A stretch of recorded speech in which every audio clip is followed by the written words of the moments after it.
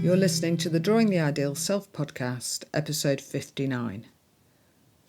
Today we're going to be looking at a PCP approach to develop hope and why PCP might be particularly useful for this. So the first thing to think about is what hope actually is. And obviously every theory would understand it slightly differently. In terms of research base, not to do with PCP, but as to what hope is, there's quite a lot of research. So there are more than 2,000 papers which have shown that hope is measurable and you can investigate it scientifically because it is one of the best predictors of well-being right across the lifespan. In particular, there's an American called Snyder who has been very productive in this area, and also a guy called Hellman and Jacqueline Mattis. So I'll put some links in the show notes for things that you can listen to and find to watch some videos.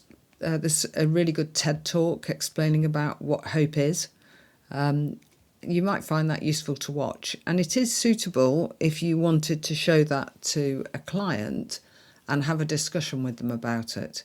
It's probably a bit too long to show to a young person, but there is also an animation which might be helpful. I'll put a link to that as well. So Snyder did work, and followed by Chan Hellman, looking at the impact of increasing hope on well-being. And it's been found that an increase in hope actually does affect physical health, psychological well-being and social well-being. And in children and young people, that can improve their attendance at school. It can increase the grades of school and how likely they are to finish school and go on to college. So it's a very important thing. Chan Hellman said an interesting thing. He said, well-being is more than the reduction of what's wrong with us. I think that's a really helpful way to think about it. Our well-being is a state which is not just the absence of something. He has done a lot of work with people who have experienced a great deal of trauma, and in particular, trauma in the home. And he has personal experience of very difficult life circumstances that may have led to somebody else not having hope. So I guess that's how he came to be interested in it. He was made homeless as a young person because he chose to move out of home because it would be safer, and has then gone on to research hope and well-being.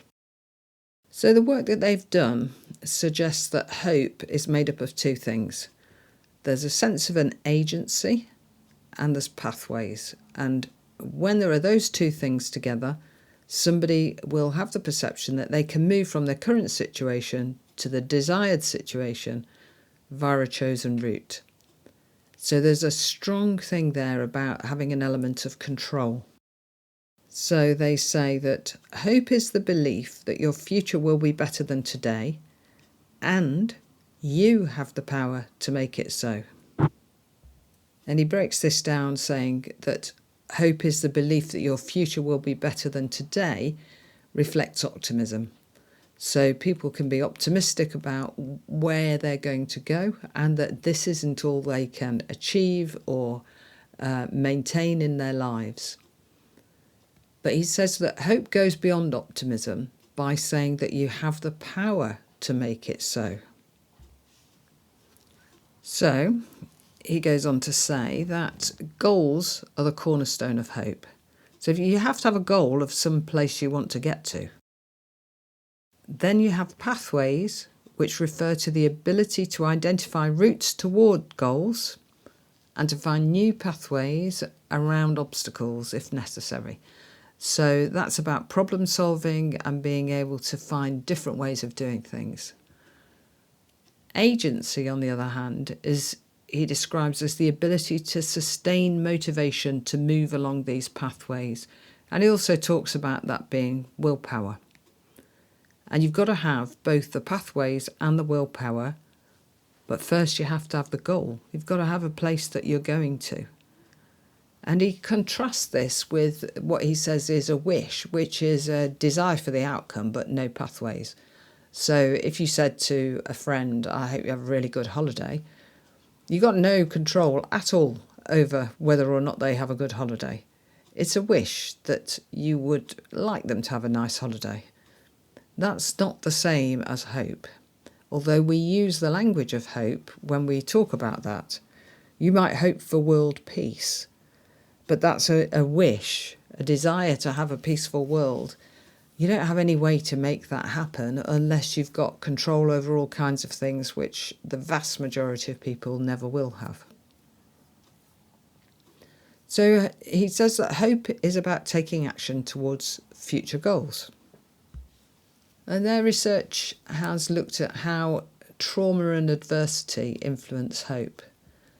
So what he says is actually the goals that we set when we're traumatised or facing a lot of adversity are more likely to be short-term goals which are about the absence of something.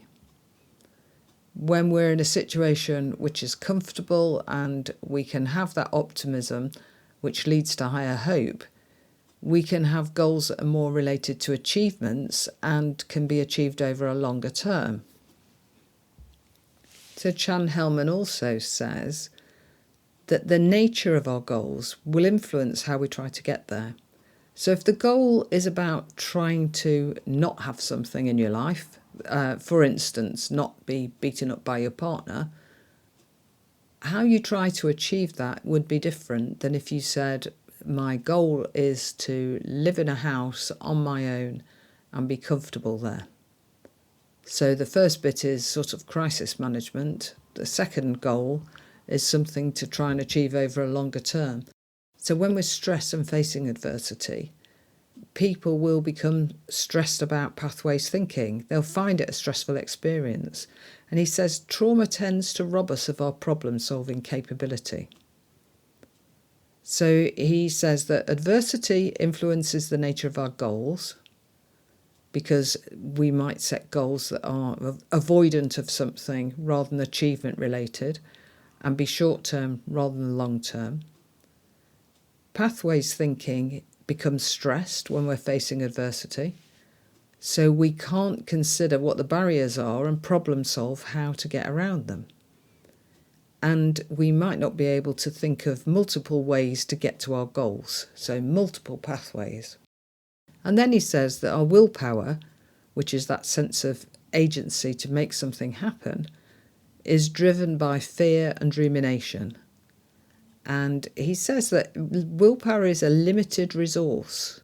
And he stresses the importance of nutrition in this. And that was quite interesting, I thought. So that if you don't have enough food and resources, and therefore you don't have enough energy, you're going to get fatigued more quickly.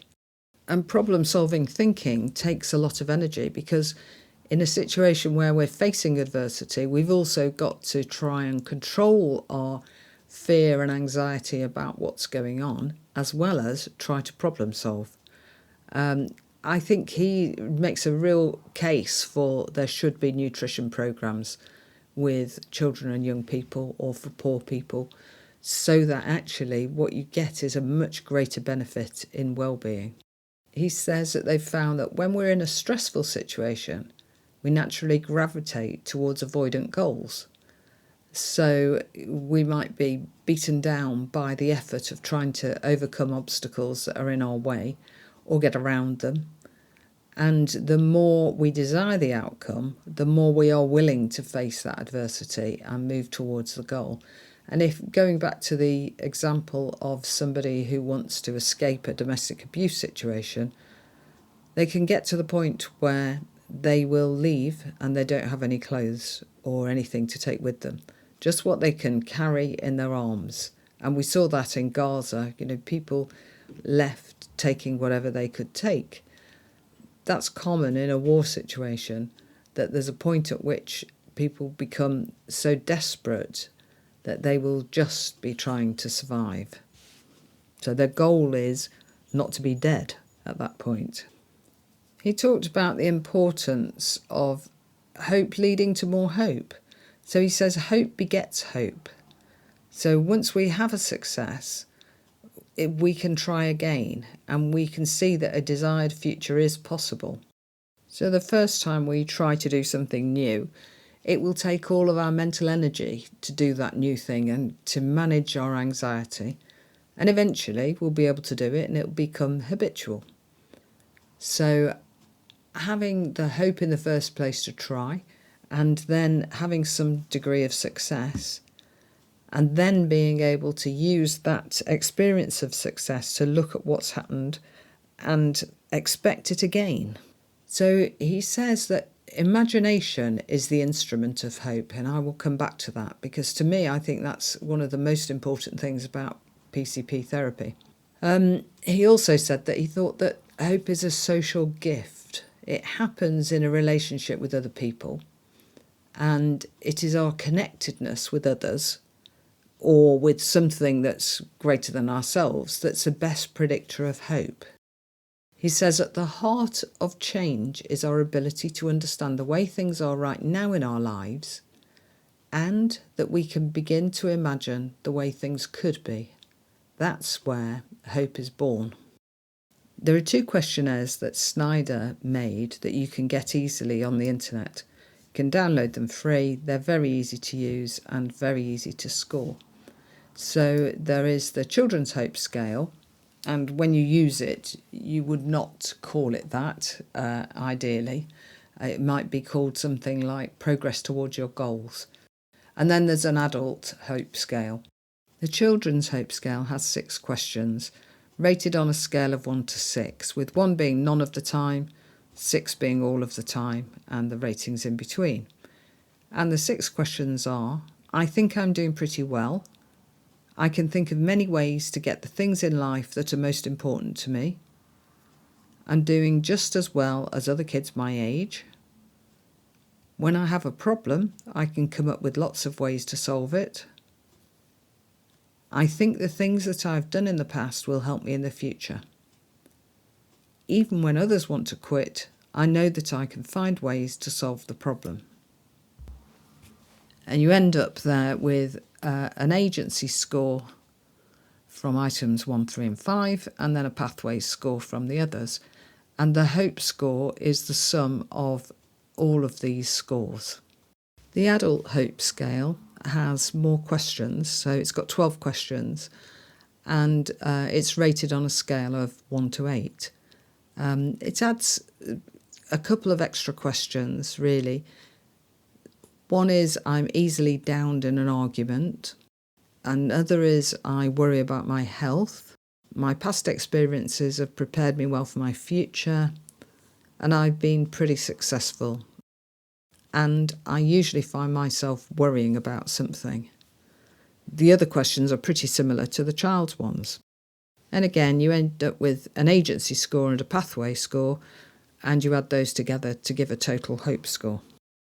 So let's have a think about how you might use this in your PCP practice, and how we can think about hope from a personal construct point of view.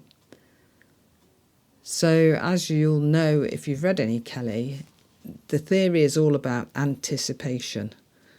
So people are seen as personal scientists that anticipate events using their personal constructs, which of course have 2 dimensions, so they're bipolar, so they have something they are and something they're not, makes up one construct.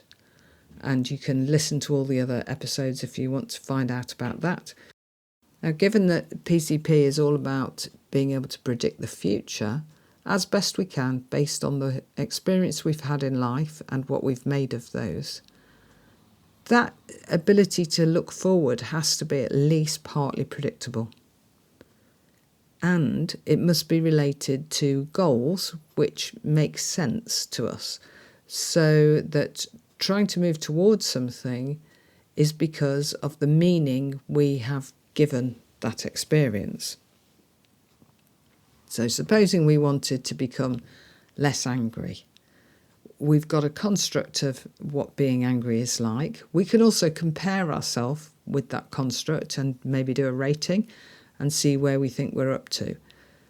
But we actually want to become something. So this is where PCP is really useful, I think.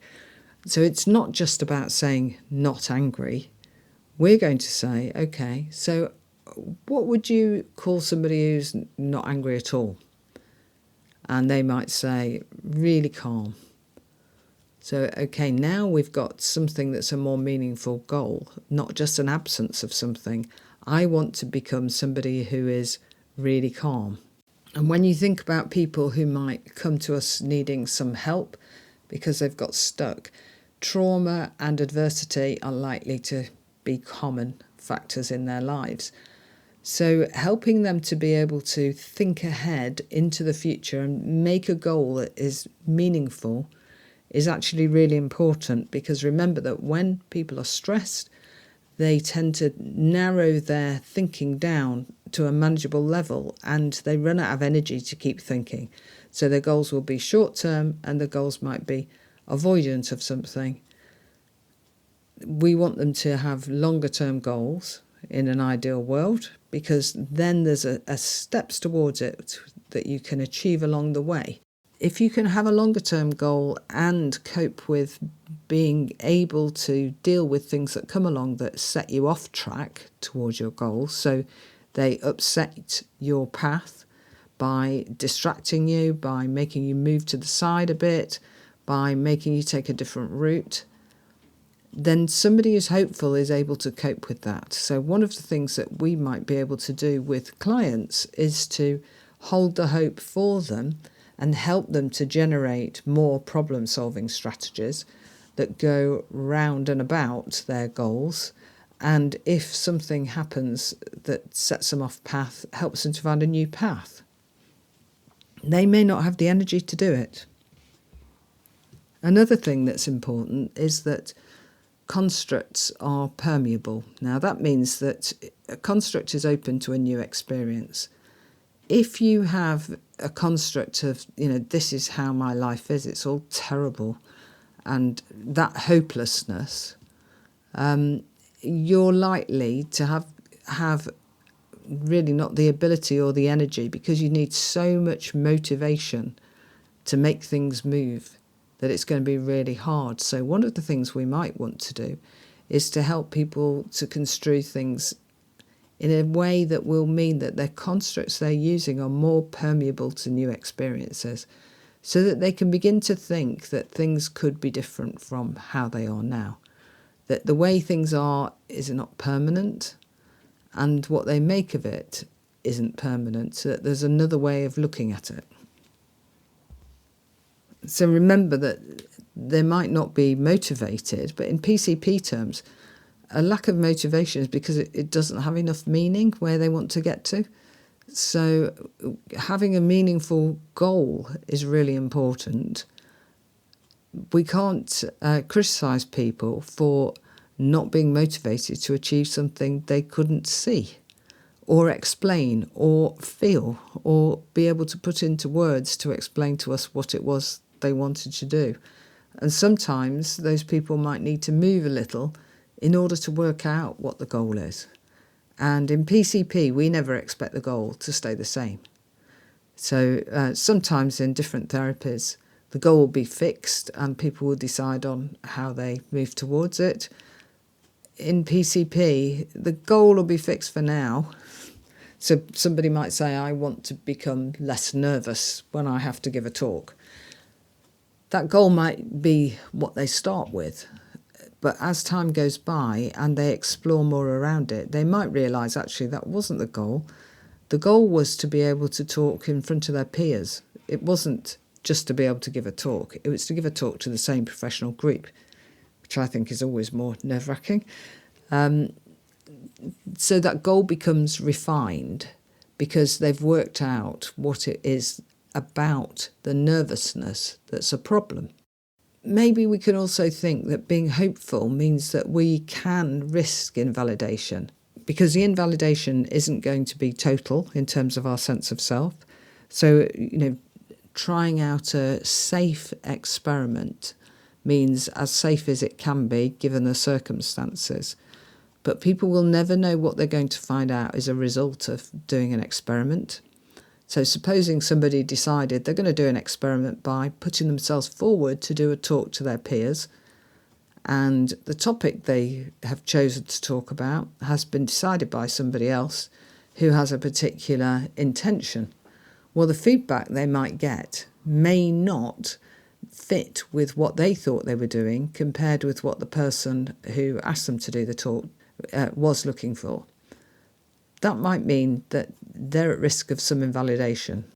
If they're able to see it like that, as this is different, I wasn't doing the same thing you thought I was doing, you've got an explanation for that, and that may not then be as extreme in its invalidation.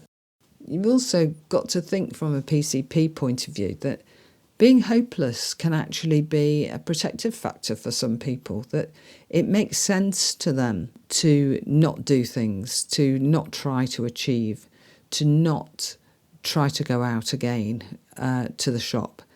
Because if they do it, they're going to potentially invalidate all kinds of construing about themselves or about other people. The other thing to think from a PCP point of view is that a sense of hopelessness could be protective of that person's sense of self. So if they've always seen themselves as incapable and unable, then being hopeless stops them having to be completely invalidated. Their constructs about themselves are being validated every day because they're looking at the world and their experience and saying, oh, here we are again. It's just as I expected, that people are treating me badly or whatever it is that's bothering them. So their construing of the world and of others and of themselves is validated. And we have to be very careful that when we're inviting people to have a different experience, there is a risk of invalidation of their sense of self. Now, we might think, in the long term, that's a good idea, that they develop a new sense of self. But if they're not ready to anticipate that, they might feel very lost, and that might be too quick for them.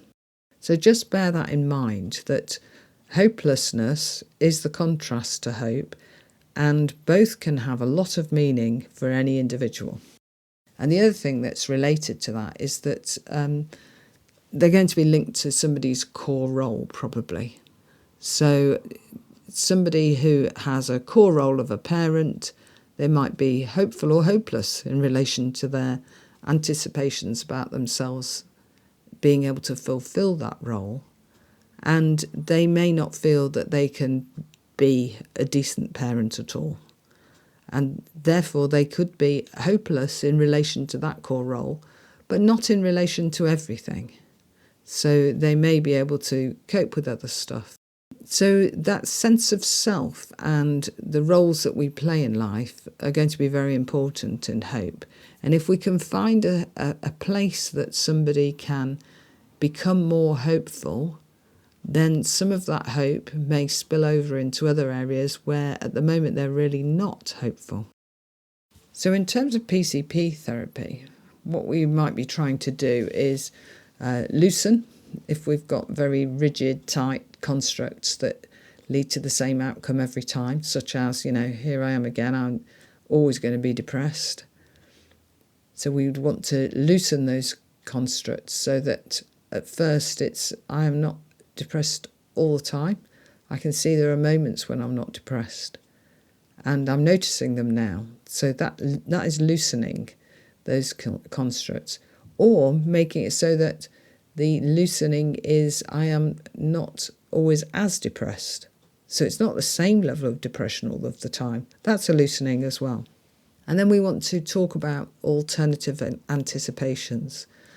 So we can validate the person's construing of themselves and say, I guess it's not surprising that you might have come to that conclusion, that there's no hope for you, given the kind of things that have happened to you and the way that you see the world, that you haven't got as much hope as some other people. By doing that, we then are saying to people, okay, you're not stupid. You develop these constructs on the basis of your own experience and what you've made of them. That's what everybody does. If you have a lot of bad experiences, it's not surprising that you've had your sense of hope knocked and you aren't able to anticipate the future in a way that you can imagine yourself in there. And you remember that Hellman said, imagination is the instrument of hope. We have to be able to imagine ourselves in that future context. And one of the things we might do in PCP therapy is work a lot in imagination. What might it be like? What do you think could happen if, supposing tomorrow you went into work and they asked you to do a talk and you said yes? What would be the implications of change? And we would work a lot on looking at, okay, if things change in the way you think you might want it to, what are the implications along the way? Where are you going to anticipate some barriers? And supposing the things that you expect to happen don't happen, what's that going to be like? What will that imply? Will that mean that you're stupid? Will it mean that you didn't think hard enough? Will it mean you were wrong? And is it okay to be wrong? For some people it isn't. So you need to check all of those things out. So it's a very curious conversation, which is about being able to think ahead, imagine a self that is developing in a different way from the way it's gone so far, and being able to support that person to experiment with small experiments that give them the feedback that they need and a higher degree of success. And the success is that their experience was validated. So if they predict that, someone is going to shout at them and they shout at them, that's validated. That's okay. It's when things aren't expected that people have a lot of trouble. So we'd experiment gently with small experiments at first, and gradually, construing will change.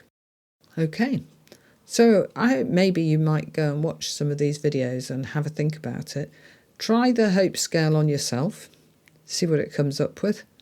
I thought it was okay, actually. It was all right to use. And remember that in PCP, we can use any materials from any kind of therapeutic orientation, as long as we're using them in a way that's PCP. So I would be asking people to think when they complete the questionnaires, what are the alternatives to those? So in the adult scale, it says, I energetically pursue my goals. What would be the alternative to that? So what would you say, how would you describe somebody who doesn't energetically pursue their goals? Then you've got the other part of the construct. So they've given in a questionnaire the donated poles of the constructs. I'd want to know what are the contrasts to each of them, because that's going to be different for every single person. I worry about my health. What's a contrast to that? I've been pretty successful in life. What's a contrast to that? How would you describe someone who's not pretty successful in life? That's going to tell you a lot more about your client. And then you've got something that you can rate them along. Already, this is about rating with an imagined contrast pole. I think it's helpful if you can actually put some meat on the bones of that contrast pole. And then you can say, okay, is it true about me or not? Where am I on here? Okay, so that's done for today. And I will see you again next month. Okay, bye-bye.